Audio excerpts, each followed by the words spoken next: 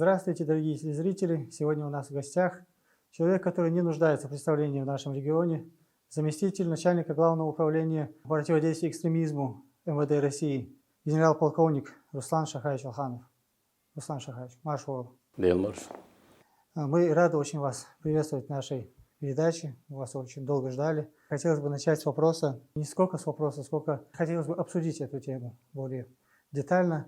Я не раз был свидетелем того, как глава Чеченской Республики и герой России Рамзан Ахматович говорил, что вы являетесь одним из первых, кто стал рядом с Ахматом Хаджи Кадыровым, Азатком Балдаевцем, был его соратником, преданным товарищем. И мне интересно, это же было очень сложное, страшное время, можно сказать. Почему вы решили сделать этот выбор? Как вы осознали, что это правильный путь?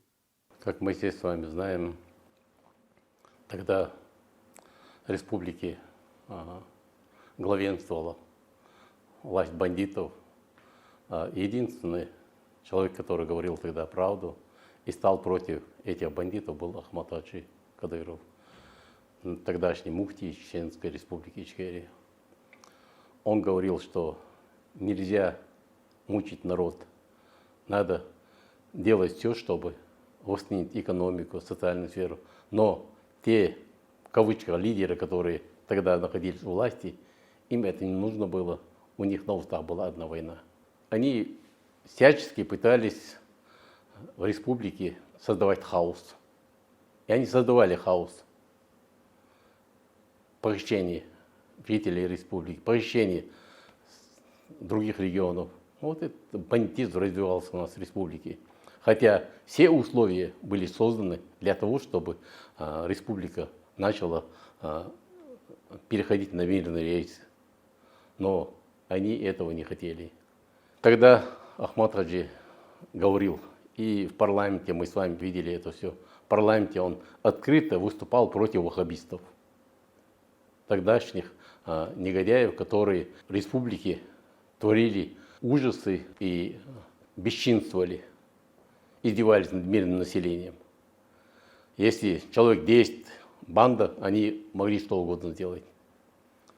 Беззаконие, безвластие верховенствовало тогда. И Ахмат Хаджи тогда открыто стал против этих бандитов. События в Гудермесе мы с вами помним, тоже это самое съемки видели. Он единственный человек, который стал против этих бандитов, был Ахмат Хаджи. Ни один из руководителей, которые приехали к нему в наше село, поклялись на Коране, что мы вместе, давайте расправимся с этим бандитом, перебежали сразу. После того, как он объявил войну ваххабизму. 99-й год, когда бандиты во главе с Басаевым заскочили в Дагестан, когда был подписан мирный договор между Россией и Чеченской Республикой, что все вопросы будут решаться мирным путем. Они заскочили в Дагестан, где живут наши с вами соседи, такие же мусульмане. Что мы могли им принести? Ничего. Мы же помним, как вот Ахмат у них был против этого, говорил, что надо признать ошибкой. Масхадова он призывал, если я не ошибаюсь, признать иностранных агентов, выдворить с территории республики, Шамиля Басаева признать иностранным агентом, заключить в тюрьму. Что придавало ему эти силы в то время? Вот, как вы сказали, все его перешли на другую сторону, дав большие обещания. Силы Ахмат Хаджи придавало то, что он религиозно очень сильно подготовлен был. Он знал не понаслышке, он знал Коран. Он знал, что только правда может, правда и путь Всевышнего может спасти народ наш. Он прекрасно это понимал. Он, будучи муфтием нашей республики, религиозные лидеры, которые у нас в республике находились, никто не говорил. Ни Масхадову, ни Басаеву, никому. Они, наоборот, их приветствовали. Приветствовали все их действия. Единственное, Ахмат Хаджи открыто говорил, что они неправы, что они нарушают все каноны ислама, что они стали на путь терроризма. И за это в 1999 году по чистой случайности Ахмат Хаджи 2 раза остался живой. По чистой случайности. Это на минутке на него было покушение Он в машине находился, и взорвали там фугасы, он живой остался. А в микрорайоне, когда ребята наши погибли, его охрана, практически все близкие родственники погибли. А он зашел там переговорить, в этот момент ребята уехали, вот как по чистой случайности он стал жив. После этого как раз начались боевые действия в республике. Я поехал к Ахматаджи в числе других наших ребят, Тагиров. Мы вместе поехали и зашли к Ахматаджи. Он как раз дома был. Он тогда открыто сказал: даже если я один буду, я сделаю все, чтобы спасти наш народ. Эта война будет очень жестокая. Он так сказал. Потому что Басаев, Масхадов, они подставили чеченский народ. Он так сказал открыто. Я все сделаю, чтобы спасти народ. А тогда, чтобы встать на этот путь, если нет надежного тыла, конечно, это было бы тяжело. Ни одна жена, ни семья, никто не разрешили бы своему отцу там встать. Тогда у них власть была, у них вооруженные формирования были, у них оружие было, у них все было. Но один против этой черной чумы он стал один. И он говорил правду. За ним была правда. Нас, конечно, тогда было очень мало. Горстка была, человек 12. Было тяжело. Но, тем не менее, каждый из нас готов был умереть, спасая жизнь Ахматаджи, потому что он был лидером из народа. Он всегда говорил, да, он говорил правду. Я помню ситуацию, когда в 2000 году приехали из Дагестана, родственники там, знакомые приехали, Джамалдин был там, названный брат его. Они приехали, Ахматаджи говорит, это самое, давай, говорит, Ахматаджи говорит, женщин, детей хотя бы заберем к себе. Он так на него посмотрел, заулыбался и говорит, что я скажу народу, если я отправлюсь с вами? Ни один член моей семьи не уедет из республики, они будут здесь вместе с нашим народом. Эти его слова были. Это большой показатель, между прочим. Когда все остальные своих выдворили, устроили куда-то обучаться в европейские вузы, наш лидер, Наваз Толбогорцев, оставил своих дома, потому что... И ни один член его семьи никуда не уехал. Это Они очень были интересно, я здесь. как раз хотел об этом спросить, вы немного опередили, поэтому... А как сама семья к этому относилась? Вы же были вхожи в семью, знали настроение внутри. Чувствовалось какое-то волнение со стороны Аймани Сиевны? Вы знаете, семья во главе с Мехкнан, Аймани, они всегда поддерживали Ахматаджи, поддерживали, всегда были уверены. И это многое значит, когда семья поддерживает.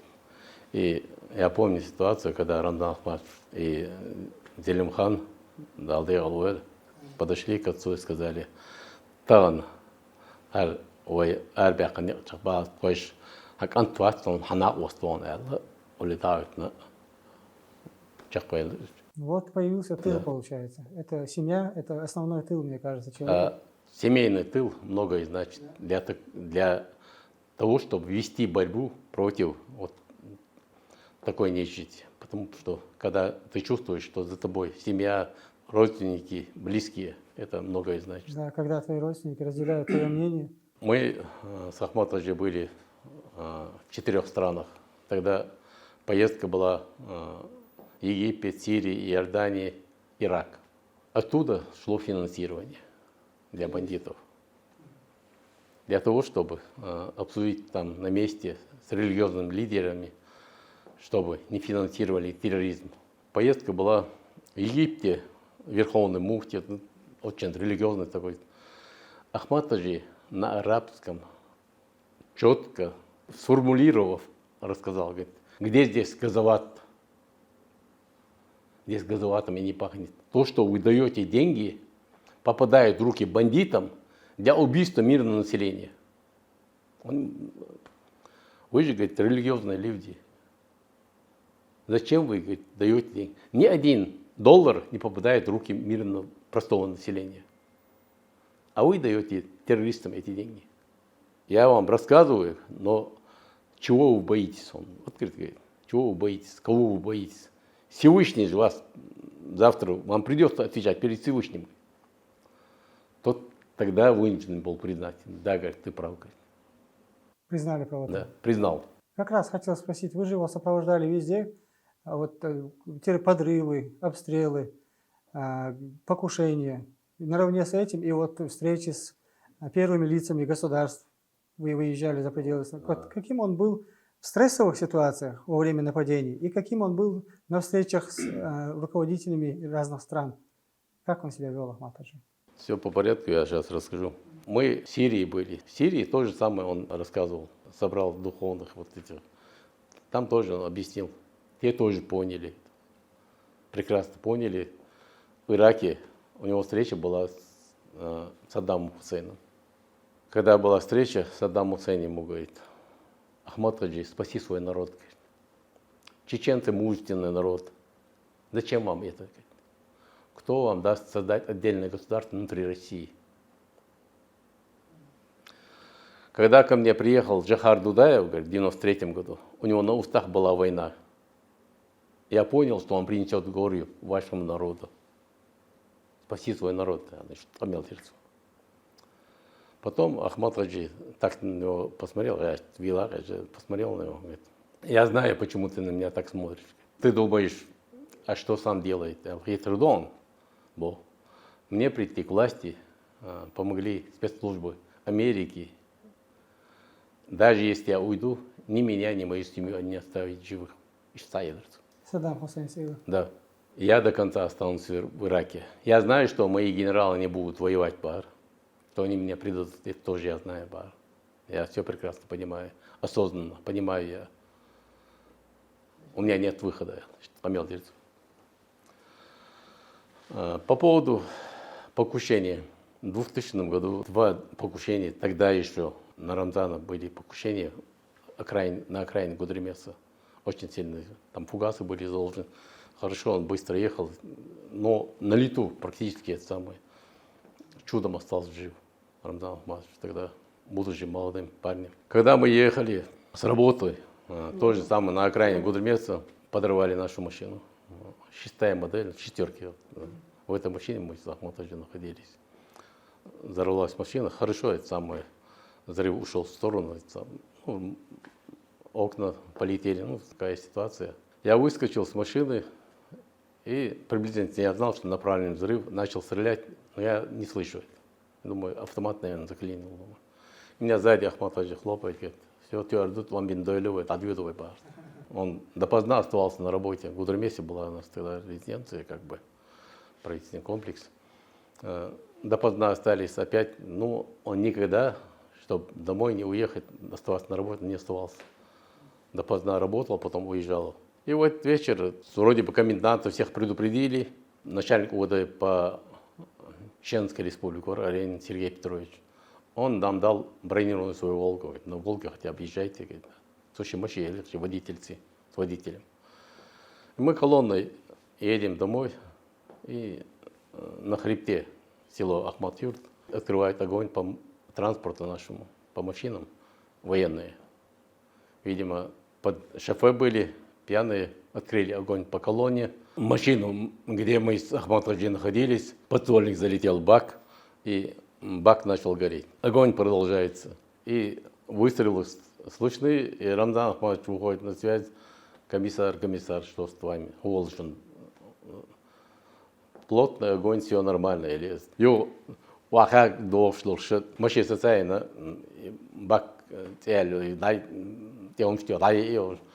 и водитель раз говорит, я не могу ехать, Кирвель, вот там дальше, пересядьте, сухайте, за руль, так, доехали до села. Хладнокровно. Машины были изрешечены у нас все, пробоины были большие, ни один не пострадал из нас. Таких ситуаций очень много бывало. И когда мы ехали на инаугурацию президента Зязикова, на окраине Гудермеса направленные 5-6 мух поставили на фундамент, и когда ехала колонна, и мухи полетели по колонне. удачно пролетели. Потом я, ну, как всегда, мы, если что-то где-то случалось, Рамзан Ахматович всегда был на чеку, звонили, достум. Вот такая ситуация. Он приехал, там, начал защищать там места. Бывали такие ситуации. В доме правительства, когда шло совещание, в соседней комнате пылесосы занесли взрывное устройство. Видимо, женщина занесла. Происходит взрыв. Ну, рассчитан был, так сидел Ахматович, Ильясов, они сидели, чтобы взорвать. Но там было окно, и взрыв ушел через окно. И взрыв такой, сам шум. Все скакивают, Ахматович говорит, спокойно, кажется, нас взорвали. Он хладнокровно был в этих вопросах. Когда у нас прошел референдум, приехал представитель избиркома Вишняков, Грозный. Здесь он встретился с Ахматовичем после референдума. Мы ехали домой через Аргун, и произошло нападение на колонну тоже. Это уже 2003 год. Произошло нападение, и плотный огонь был. У нас были раненые ребята. Именно по нашей машине, где мы с ним находились, они пытались из гранатомета ударить, выстрелить. Ну, ребята хоть ранены были, по ним открыли огонь, не дали обстрелять машину. И я специально вытащил на балдажнике, вот, открутил, чтобы обычно останови машину, выскакивал. Я ему не дал. Он говорит, останови машину, ребят не оставляй. Я говорю, шеф, я не имею права. Я колоннер, который должна была принять огонь в случае нападения. Не имею права. Был.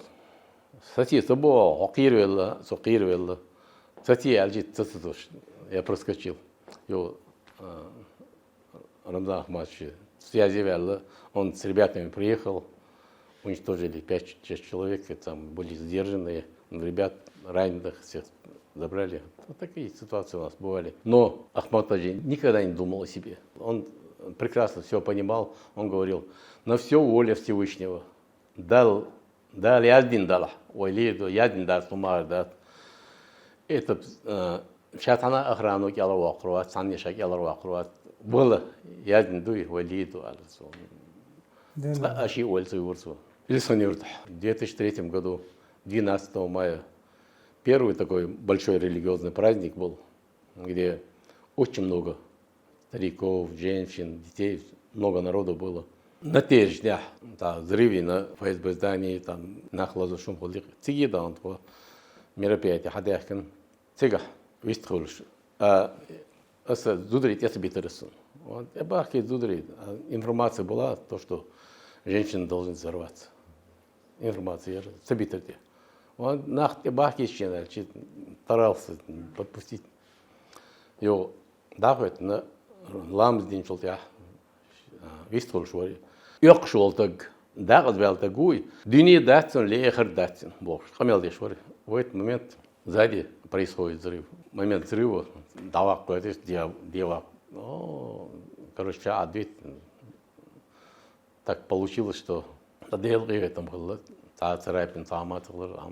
И самое главное, это вот я лечу, давал шинтияжин, я хиту на адвитанцию, это был адвитан, давал шинтияж был.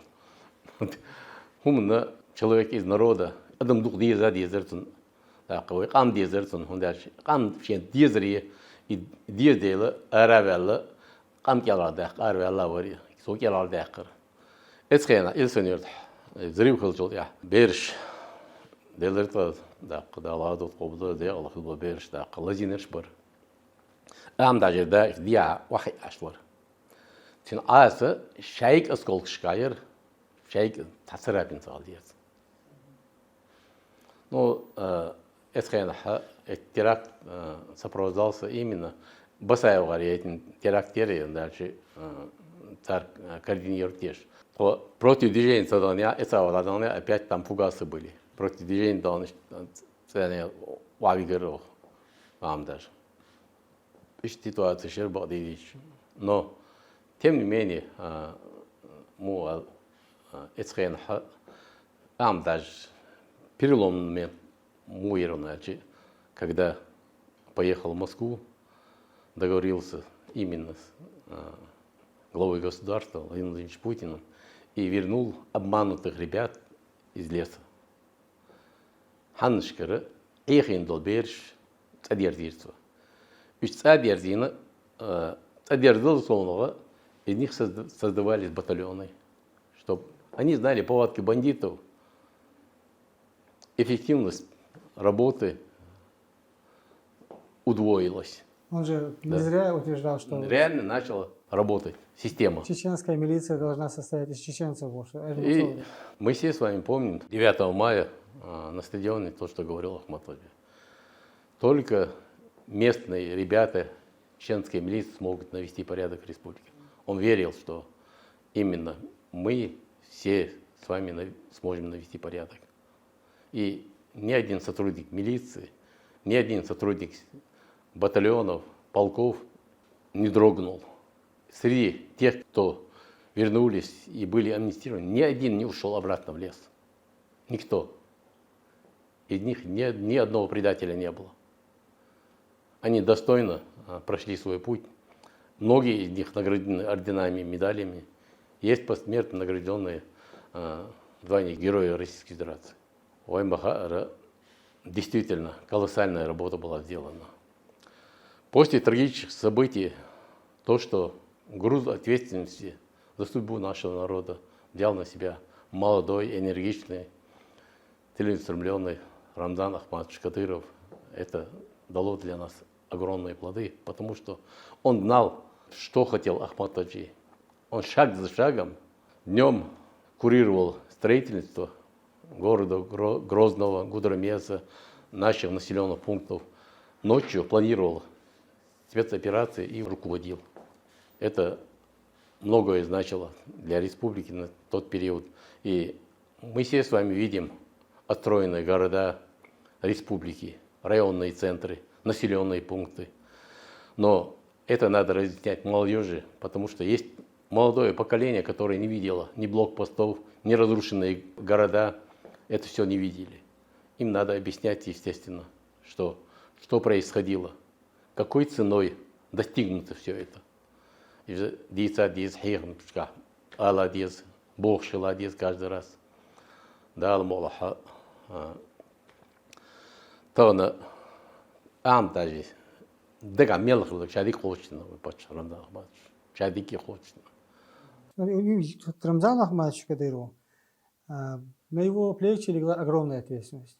Огромный груз ответственности, с которой, как вот уже показывает время, как показала практика, он прекрасно с этим справился. Не факт, что вот эти опытные политики, которые могли стратегически что-то планировать на листах бумаги, у них что-то получилось бы. А в чем вот секрет Рамзана Ахматовича? Не то, что прекрасно справился, эффективно создал все необходимое и сегодня динамично развивает Чеченская Республика. Эффективность нашей системы, именно команды, которую он сплотил вокруг себя, команда Ахмата Хаджи Кадырова. Сегодня эта система эффективно работает. И во главе с Рамзаном Ахматовичем Кадыровым наша республика стала одним из безопасных, динамично развивающихся, экономически развивающихся республик Северо-Кавказского региона. Кто бы мог подумать? В те времена ни один человек даже сунуться боялись, даже туристы боялись приехать посмотреть. Я помню те времена, когда мои знакомые, которые проживали за пределами республики, просили их сопровождать. Им было интересно, хотели приехать, но боялись. А сегодня никого не спрашивают, просто приезжают, интересуются, радуются и уезжают обратно. Это, естественно, большой, хороший показатель. Велась огромная строительная работа. Начались финансовые потоки в республику. И управлять всеми этими, скажем так, на то время неопытным политикам, относительно молодым, относительно других руководителей, человеку, наверное, было очень сложно. Одно дело выбить какие-то финансовые средства, получить, доказать их необходимость федеральному центру, а с другой стороны, это надо все эффективно использовать, то есть целевое направление, даже те же самые нацпроекты, которые в современности у нас используются, мы видим, что других субъектов их не могут освоить и возвращают обратно. А на тот момент, будучи молодым, как я уже сказал, имея на руках огромную разрушенную республику, ни одно целое здание, можно сказать, сложно было найти в республике. Как это ему удавалось? Как он руководил вот своими кадрами, чтобы не было распила, грубо говоря? Но самое главное доверие главы государства Владимира Владимировича Путина Рамзану Ахматовичу Кадырову. Рамзан Ахматович нигде своими действиями не показал, что не справится с поставленной задачей, которая была поставлена Верховным главнокомандующим Владимиром Владимировичем Путиным, всегда выполнялись. И эффективность, вот то, что трансферы вливались в республику, нужно было контролировать. Рамзан Ахматович, человек, который знал систему, ему было легко контролировать. И Рамзан Ахматович никогда не подводил Владимира Владимировича Путина. Ни в республике, нигде. Он всегда выполнял все требования российского правительства и всегда эффективно работал над тем, чтобы население нашей республики чувствовало себя в безопасности и благополучие населения он ставил на первый план. Всегда.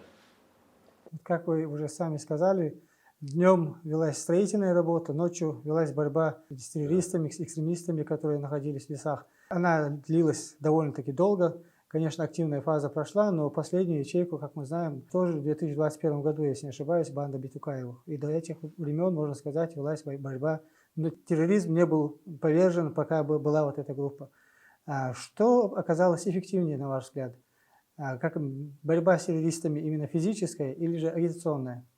То, что ни в одной республике, ни в северо-кавказских регионах, ни в других республиках глава республики не выезжает, не проводит спецоперации.